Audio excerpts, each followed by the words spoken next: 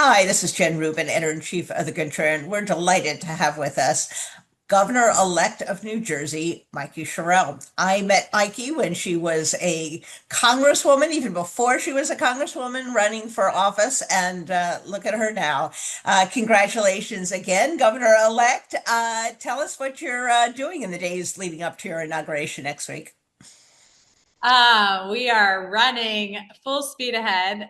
Yes, it's hard to believe how long it's been actually. And, many people are saying you are the reason for my success. Long time, your long time interviews.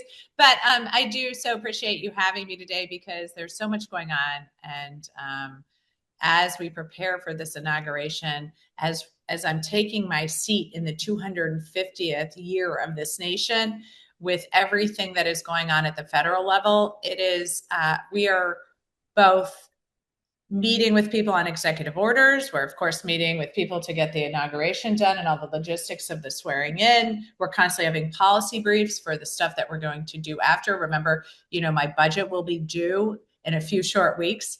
Then we have the FIFA World Cup here that we will be hosting, the largest sports event in the world, in just a few months. So there's a lot on my plate here in New Jersey, but it feels very exciting because so many people have said to me, and I agree, that here you can breathe. That with the oppressive stuff going on around the country and what we see coming out of Washington, there's sort of a spark of hope here in New Jersey, given what happened in the last election and the people we are bringing in to really build a strong and effective government for the people of New Jersey. Give us a little bit of a preview of your first week or so. You ran very strongly on the affordability issue, on energy prices, home prices. What can the people of New Jersey expect in the first couple weeks? So I told people in New Jersey, I'm not playing around. I mean, we are going to hit the ground running, meaning that on day one, on January 20th, as I take my oath, I will be affecting change right away. I will be signing executive orders, for example, to freeze utility costs. I'm going to also set up different ways of accountability on day one so people can see where their tax dollars are going and hold government accountable, and protecting kids with some kids online safety agenda items because we see so many mental health problems and so much going on online. So the commitments I made during the campaign to protect kids, to drive down costs, to have government accountability will start to be affected in the very first hours of my tenure, which I'm really excited about. Housing is a big issue in New Jersey, and it is an expensive place to live. And that's because a lot of people want to live there, which is a good thing. What are your plans on the housing front? We are seeing housing costs here in New Jersey just skyrocket. We've seen them go up by about 50% in the last 5 years. So I always say if you are in an area of the country where you're experiencing housing cost pressure, in New Jersey, it's on steroids for so many reasons. Many people have chosen to move here. We have an innovative economy. We're trying to fight back against so much of what's going on federally to take away opportunity from people and really drive in resources to create better opportunities for kids and families. So people are attracted to that. But at the same time, if we are going to have the workforce we need, and if we are going to make sure families can afford to stay here, we've got to address those housing costs. It's how people build generational wealth. And so with that in mind, we're going to beef up that first time homebuyers program because some people just can't even get their foot in the door in the market. We're also going to work with different labor organizations who have money that they want to leverage on building workforce housing, making sure that we're doing transit-oriented development, because what New Jersey also struggles with is we're the most densely populated state in the nation. We don't have a lot of open space. We have a fragile environment. We want to protect watersheds. We want to protect green spaces. So building out a plan to build housing in some of the more densely populated areas of our towns across the state. We have a lot of train stations, a lot of bus depots, making sure that transit-oriented development is a key place.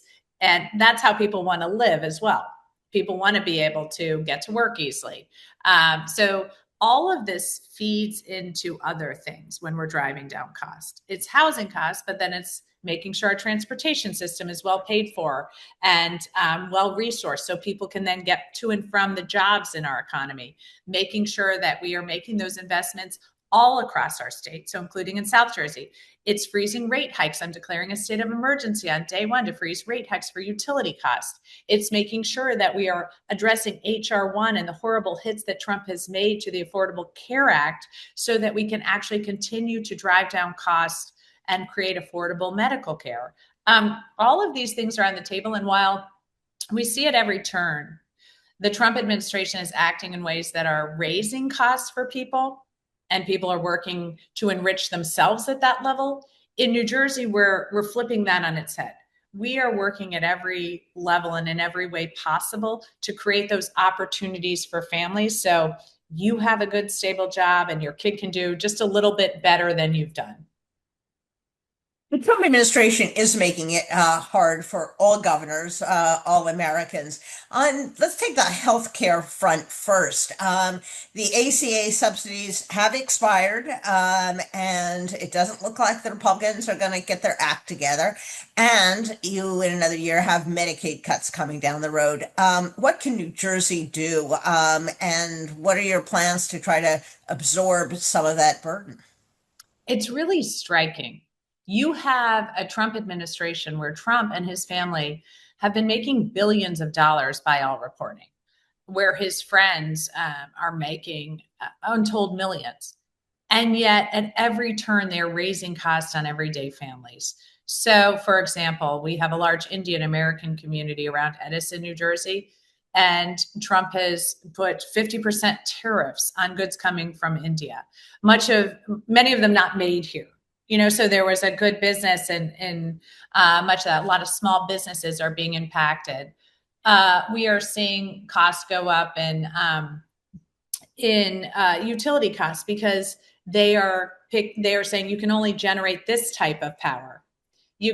And we know we need an all of the above strategy. So our power generation is a mix: solar, battery storage, gas generation, nuclear generation. And yet Trump has said we're only going to go forward in this one area, which is raising costs on everybody here in New Jersey. So at every level, whether it's grocery store prices, whether it's utility costs, whether it's threatening jobs and the economy, you see costs going up as the Trump administration is pocketing billions. And certainly you've really highlighted one area where they have just really attacked affordability, and that's in the healthcare space. So when we're looking at how we drive opportunity, a lot of that is just making sure your kid's healthy so you can go to work, so they can go to school, right? And do, create opportunity, and yet attacking federally qualified health centers so that nobody can get ahead. And then attacking the Affordable Care Act so that for those people who still have health insurance, they're about to lose it because they're just not going to be able to pay. So I'm really excited about the commissioner I've hired for the Department of Health and the commissioner I've hired for the Department of Human Services here in New Jersey, because they are tasked with continuing to drive down costs in healthcare for people across the state, whether it's tying routine checkups to K through 12 schools, or making sure we're expanding those federally qualified health centers to help with primary care. We are working really hard to not lose the gains we've made over the years that Democrats have put in place to get people basic health care, because we know that if we go back to the bad old days of charity care with the emergency rooms, that's the most expensive, and it is going to really put a huge hole in our budget. Now, Donald Trump has essentially declared war on the state of Minnesota. We've all seen those horrible images. The ICE street shock troops are shooting Americans. They're dragging people out of cars, out of their homes. Do you have a game plan for how to respond if Trump descends on New Jersey? We have a really sharp team of people in the Attorney General's office, and we are beefing that up as well. The person who will be taking over as Attorney General, my chief counsel, they are already engaged with the current members who have several of these cases. They are tabletopping and what I would have called wargaming back in my military days of how Yes. this is going to operate, how we get quickly in the courts to block much of this. We've seen real success in places like Oregon, and success in Illinois and California. So we've been in touch with those states so that we are ready on day one to start to take this on. The legislature is already working to pass into statute some of the regulations we have and then beef up some of them with things like the Immigrant Trust Directive and then several other pieces of law so that that will give our state more power to combat any malfeasance. Because what we're seeing is far outside the scope of the duties of ICE, which gives us legal power to take them on because they're not acting in their federal role as ICE agents. They're going beyond that and, for example, assaulting people on the street, not in conjunction with the duties they are supposed to be performing. So in these ways, we are prepared to fight back strongly and aggressively. And the reason we've gotten so engaged is we want to be ready on day one. I keep saying, like, this is the moment and anything can happen. And here in New Jersey, we're prepared for it. The good news about New Jersey is when I say anything can happen here, I mean, it often does. So we have so many things going on, and we have such a great population of people who are resilient, who are aggressive. We are called brash and arrogant, but that also means that we're not going to take anything lying down.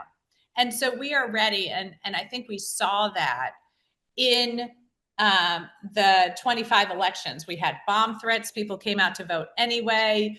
They are not going to put up with the nonsense. That people here in New Jersey, I think, are very strong-willed and ready to drive this state forward and protect their families. Your outgoing AG and the outgoing governor have been really magnificent in coordinating with other states to defend themselves, to advocate on behalf of their citizens, whether it's birthright citizenship or it's defending NIH grants. How important is it going to be for you to be in concert and collaborate with your fellow Democratic governors? It's incredibly important right now because this administration is just acting illegally in so many spaces. Certainly internationally, I mean, committing war crimes by bombing people in civilian painted aircraft is a war crime. But also locally, when they're taking away millions of dollars from school systems that Congress has appropriated those school systems, we successfully clawed that back. New Jersey is a state that pays $70 billion more in federal taxes than we receive back. And so for the federal government to fail to fund the programs like the Affordable Care Act or like our school systems that they are on the hook for, we have been very successful in court working with other states to claw back much of that money. And we are going to continue to do so because certainly we continue to see threats and attacks on things like our infrastructure, our programs for the Hudson River Tunnel, different areas where Trump keeps saying he is going to target these programs illegally. I mean, he is completely thwarting the will of Congress and acting like a dictator. And we are going to take him on because the courts have found in favor of general, and I know this shouldn't have to be said, but of simply forcing him to follow the law. Exactly, exactly. So you have had a great number of jobs. You've been a prosecutor, you've been in a military leader, you've been in the House, and now you're going to the governorship.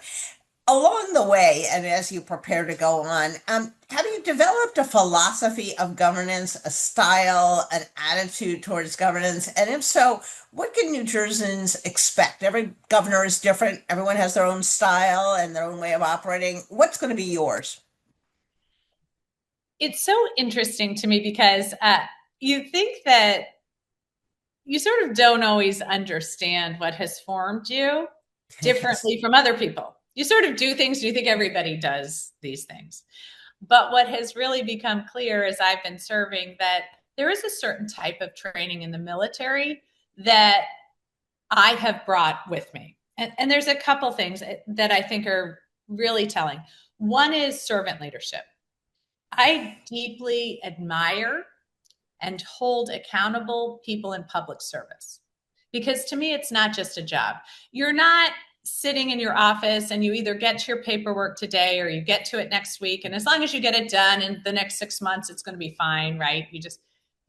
People's lives are depending on you getting your job done.